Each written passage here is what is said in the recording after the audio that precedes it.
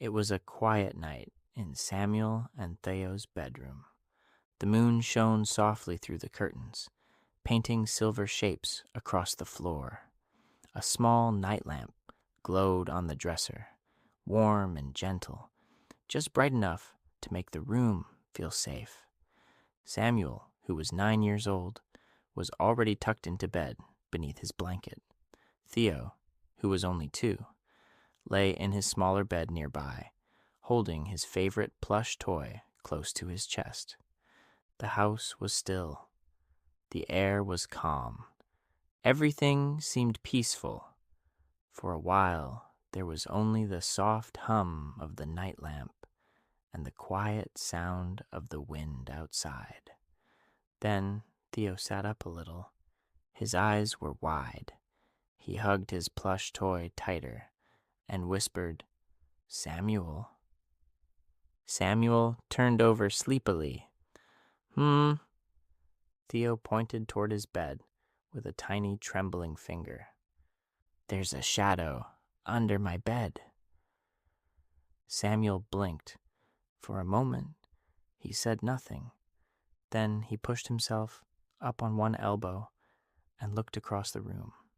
Theo's blanket was pulled up almost to his chin, and only his small, worried face was peeking out. Samuel tried to sound brave. "It's probably just your toy box," he said. Theo shook his head quickly. "No, it moved." That made Samuel sit up straighter. The room suddenly felt different, not dangerous, just quieter than before. Samuel looked toward Theo's bed. At first, all he could see was moonlight on the floor and the dark space underneath the little wooden frame.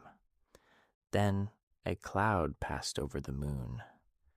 The room dimmed for a second, and in that dimness, the shadow beneath Theo's bed seemed deeper than it had before. Theo made a tiny sound and pulled his plush toy even closer. "See?" he whispered. Samuel swallowed. He did not really want to get out of bed, but Theo was watching him, and Theo was little, so Samuel took a slow breath and threw back his blanket. "I'll check," he said. Theo immediately shook his head. "Don't go alone." Samuel looked at him. "You want to come too?" Theo nodded very seriously. "I have my plushie." Samuel could not help smiling a little. "Okay, then bring him."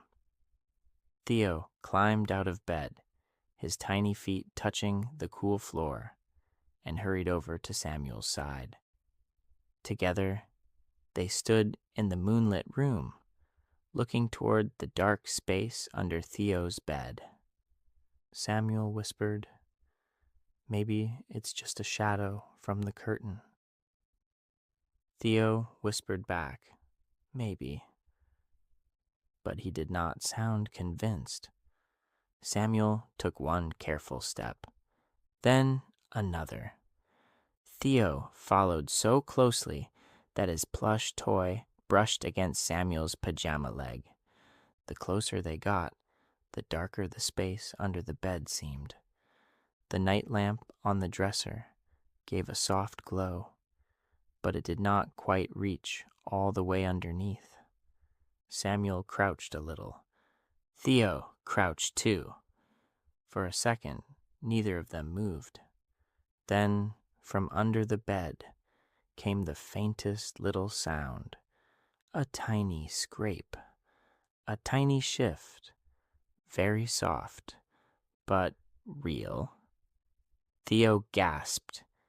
Samuel's heart gave a quick thump. "What was that?" Theo whispered. Samuel stared into the darkness. "I don't know." The room felt very still now. Even the curtains seemed to stop moving. Samuel looked around for something helpful, and spotted a small flashlight on the bookshelf. "Wait here," he whispered. Theo clutched his plush toy and nodded. Samuel hurried to the shelf, grabbed the flashlight, and came back. His fingers hesitated over the button. Then he clicked it on. A soft beam of light stretched across the floor. Theo leaned against Samuel's arm. "Show it," Theo whispered. Samuel slowly lowered the flashlight beam toward the space under the bed. At first, the light only touched the edge of the blanket that had fallen down. Then it found one slipper. Then a book. Then a dusty wooden leg of the bed. And then, deep in the back corner, the light caught something else. 2 small, glowing eyes. Theo squeaked and hid behind Samuel. Samuel almost dropped the flashlight. The glowing eyes blinked. Once, twice. Then, very slowly, the creature in the shadows moved forward. Samuel held his breath. Theo buried his face in Samuel's pajama sleeve. The thing under the bed stepped into the moonlight. It was not a monster. It was a tiny old toy bear, covered in dust, with shiny button eyes that reflected the flashlight beam. Samuel blinked. Theo peeked out. "That's not scary," Theo whispered. Samuel let out a breath. "No, it's not." He bent down and carefully reached under the bed, pulling the little toy bear out into the light. It was worn and soft, and a little dusty, with one ear bent and a tiny blue ribbon around its neck.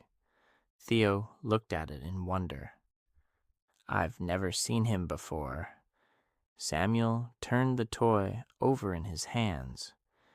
Maybe he rolled under there a long time ago. Theo reached out and touched the little bear's head. Then he smiled, but before either of them could say anything else, a new shadow moved across the floor. This one was taller, much taller. Theo froze. Samuel slowly looked up. Across the room, standing near the wall where the moonlight fell in a long silver line, was Freddy. He was quiet and still, his top hat dark against the pale glow from the window. He did not look angry. He did not look frightening. He looked calm, watchful, almost like he had been standing there all along, guarding the room. Theo pressed close to Samuel again, but this time he did not look terrified, only surprised. Then another shape appeared near the bookshelf. Bonnie stood there in the soft shadows, silent and gentle, his ears rising above the books like tall moonlit branches. Near the dresser, where the warm night lamp glowed, Chica appeared next. She was calm too, her shape softened by the golden light. And by the curtains, where moonlight moved like quiet water, Foxy stood half in shadow and half in silver light, still and watchful. Theo looked up at Samuel with wide eyes. They came. Samuel nodded slowly. He did not know exactly how. He did not know exactly why. But somehow, their presence did not make the room feel scarier. It made the room feel safer. Freddy lifted one paw and pointed gently toward the little toy bear in Samuel's hands. Samuel looked down at it. Then he noticed something strange. Around the toy bear's neck, Tied beneath the dusty blue ribbon was a tiny silver key. "A key," Samuel whispered. Theo leaned closer. "What does it open?" Samuel looked around the room.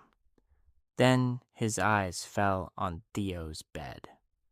On the side of the bed frame, near the headboard, was a tiny wooden panel Samuel had never really noticed before. He walked over, knelt down, and touched it. There was a very small keyhole. Theo's mouth opened. "It goes there."